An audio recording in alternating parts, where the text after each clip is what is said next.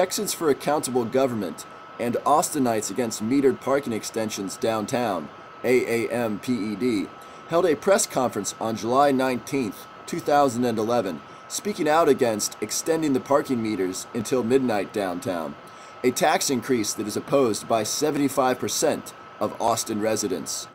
I do think AAMPED, this group needed to be started. I think it's appropriate and good that people protest when the local government does things that they don't agree with. I think that they should fight for what they want and for how they feel. So right now we're only working with Laura Morrison's office and Kathy Togo's office.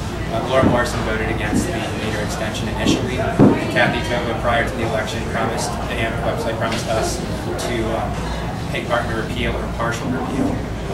I think the main thing that the council needs to do is to work on their spending. It's rather than getting that $4 million in additional taxes that they add on to take from people, they really need to work on how they're spending money right now. And I think a lot of people here, a lot of people in this room can look through the budget and find $4 million easily that they can cut off. Our position is clear on this issue. The city did a survey of their own on their own website. 8,000 citizens responded to that survey. 76% of them do not want this parking extension. That ought to be the bottom line of this issue.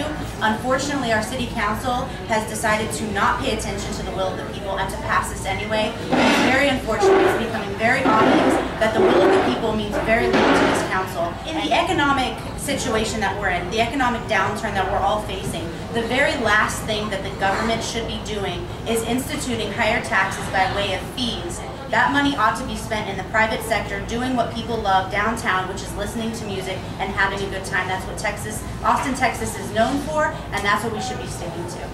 My main concern is I've worked in downtown service industry for 10 years now, and this is about safety.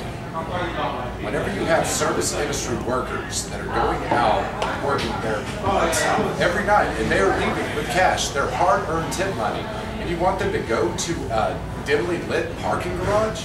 This issue is kind of bigger than everything I'm talking about, but I do think that one of the things that they've done is over the years they've taken away free parking from us. In 2007 they took away the city council garage, which used to be free. They made that pay parking.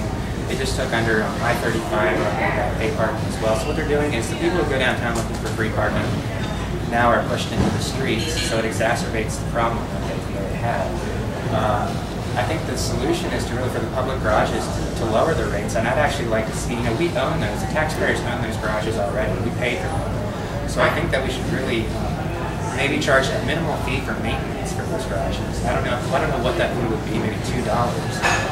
We own those garages, and to make us pay and have the city get a revenue profit from that, I feel is wrong. I would agree that it's frustrating when you have to circle around, but the problem comes when government gets involved in it, when they charge us to park in the city parking lot, when they charge us to park underneath 35. What they should be doing is allowing the free market to work its course, and that way private parking garages are competing for lowest prices. That way we're only paying $4 for a parking garage rather than $10.